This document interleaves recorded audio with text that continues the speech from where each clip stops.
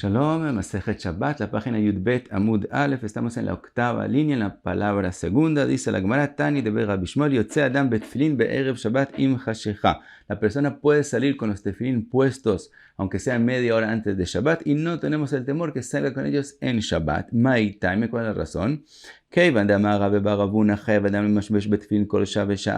Como dijimos con respecto a los tefilín, que una persona cada vez en cuando debe tocarlos para no olvidarse que los tiene encima. ¿Y de dónde lo aprendemos? Kalva Homer Metzitz, la taza de oro que tenía el Cohen sobre la frente en el Beit HaMikdash, y aprendimos con respecto a el Matzitz she'en bo ela azkara achat amra Torah vaya al mitzvot tamid.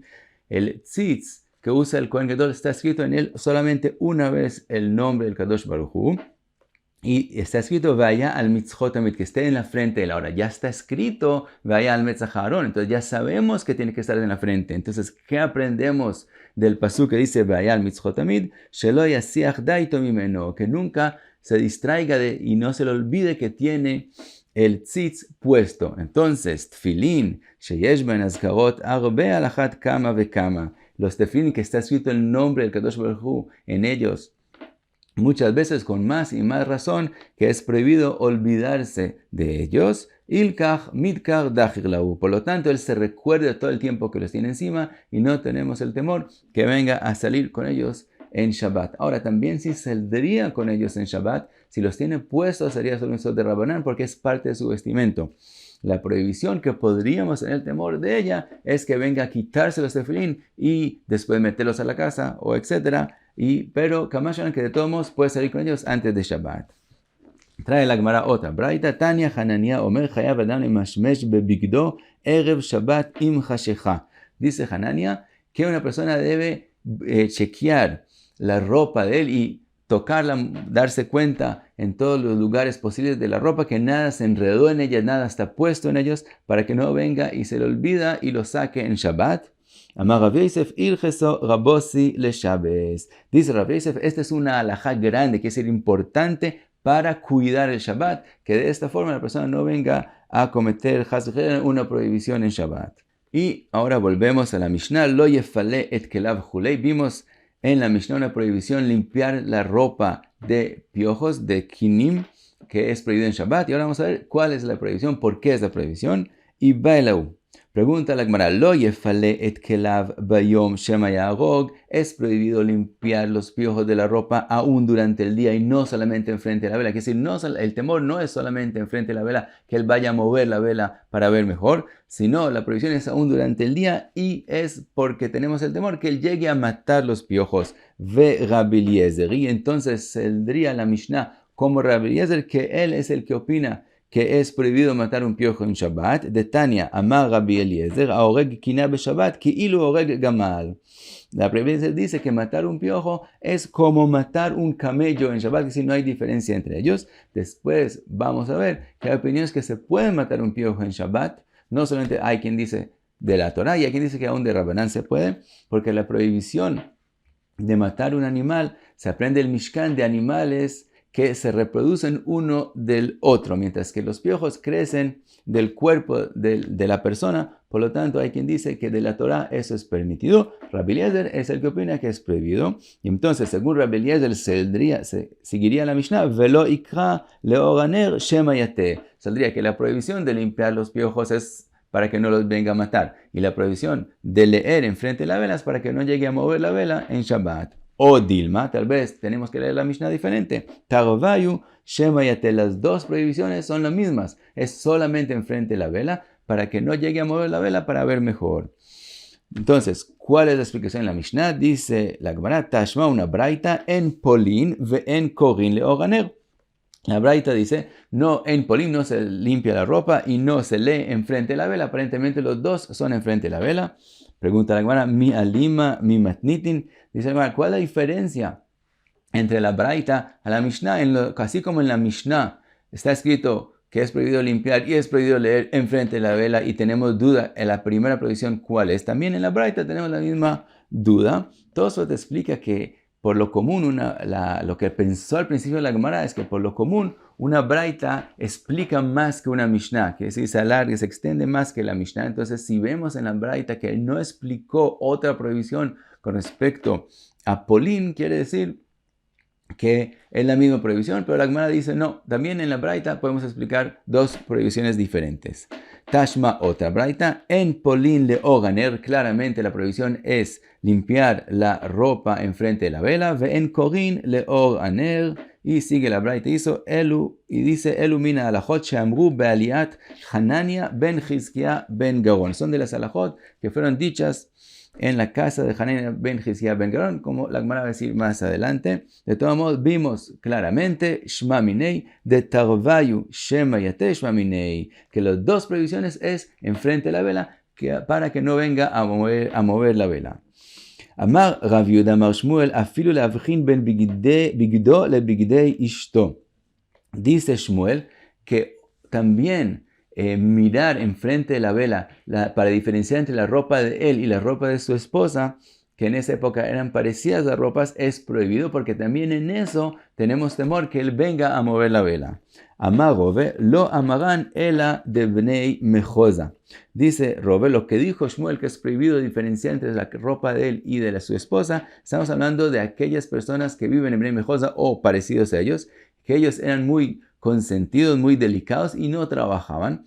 Por lo tanto, las mangas de la ropa de ellos eran muy ancha y se parecían a las mangas de sus esposas. Por eso era difícil diferenciar entre la ropa de él y de su esposa y por eso era prohibido enfrente de la vela. Aval de Bnei Haklita Meidayadía. Bnei Haklita, los que viven en Haklita o los parecidos a ellos que sí trabajan en el campo, las mangas de ellos son angostas, más agitadas, por lo tanto es fácil diferenciar entre la ropa de él y de su esposa y se puede hacerlo enfrente de la vela. Y sigue la Gemara, dice, de Bnei Mejosa nami lo amaran ela dezkenot. Aval de Eladot Meida Yadia. Dice también lo que prohibimos en los que viven en Mejosa son diferenciar entre la ropa de él y su esposa que ya es más anciana, que entonces ellas usaban mangas un poco más angostas que mujeres jóvenes. Entonces él usa una manga más ancha de lo común, la mujer usa una mancha un poco más angosta, entonces es difícil diferenciar entre ellos, pero de mujeres jóvenes eran mucho más anchas y era fácil diferenciar entre la ropa de él y de la mujer, y entonces sí se puede hacer a la luz de la vela. Sigue la Gemara, trae otra braita, Tanu Rabanan en Polin bereshut arabim mipnei akavod. Es prohibido, dice la braita, limpiar la ropa de piojos en un dominio público cuando está enfrente de otras personas por el kavod, para no causarle una desgracia a la gente. Kayotzebo amar Rabbi Yehuda ve'amre la Rabbi Nehemia en osin apiktoizin bereshut arabim mipnei akavod. También es prohibido hacer una pictoizin. La pictoizin es que ellos tomaban algo que hacía que vomiten para salud, y también eso es prohibido hacerlo en un lugar público para no causar una desgracia a otros. Apiktoizen es apik, es salir, toizen es comida, entonces es prohibido hacer apiktoizen en un dominio público. Otra braita, Tanu Rabanan, amefale et kelav, molel vezorek ubilvad shelo yaog. Dice Tanakama, el que limpia su ropa de piojos también puede hacer en Shabbat, también puede hacer molel, quiere decir enrollarlos entre los dedos para enflojecerlos, y entonces cuando los tira a los piojos ellos no vuelven a volver donde él. Ubilvad shelo yaog, pero tiene que tener cuidado de no matarlos. Ahora, como él permitió aún enrollarlos, quiere decir que también si los llega a matar, no es una prohibición de Oraita según Tanakama, sino solamente de Rabbanán. Entonces no hicieron gzera, permitieron enrollar los piojos y tirarlos, y no tenemos el temor que llegue a matarlos, porque si aún si los mata es solo de Rabbanán. Abba Shaul omer notel vezorek ubilvad shelo imlol. Mientras que Abba Shaul piensa que es una prohibición de Oraita matarlos, por lo tanto permitió solo tirarlos, pero no hacerle el melilá, no enrollarlos, para que no llegue a matarlos. Amar Ravuna, alajá molel vezorek vezeu kvodo veafilu bechol. Ravuna, explica el Ran, es de los que opinan que se puede aún matar el piojo en Shabbat, pero él dice de todos modos no mátalo, sino solo hazle melilá y tíralo, porque esa es una forma más respetuosa para la persona hacerlo. Por lo tanto, también en los días de semana, Bejol, no solamente Shabbat, eso es lo que hay que hacer y no matarlos. Pero dice la Gemara, Rabbe mekatalau, Rabbe sí los mataba y aún en Shabbat, ve Rav Sheshet mekatalau, Rav Sheshet también los mataba y aún en Shabbat, Rove shadilau lelakna de maya. Rove los tiraba a un instrumento que tiene agua también para matarlos y aún en Shabbat. Dice la Gemara, Amarlo Rav Nachman le bantei ketolin. Rav Nachman les dijo a sus hijas, mátenlos, ve'ashmeina li kala de sanvosi. Y quiero escuchar la voz de la gente que me odia, de aquellos que me odian, que dicen los piojos que me odian, quiero escuchar la voz de ellos cuando mueren. Explican que Rav Nachman quería que sea clara la halajá que se puede matarlos, por eso lo dijo de forma fuerte.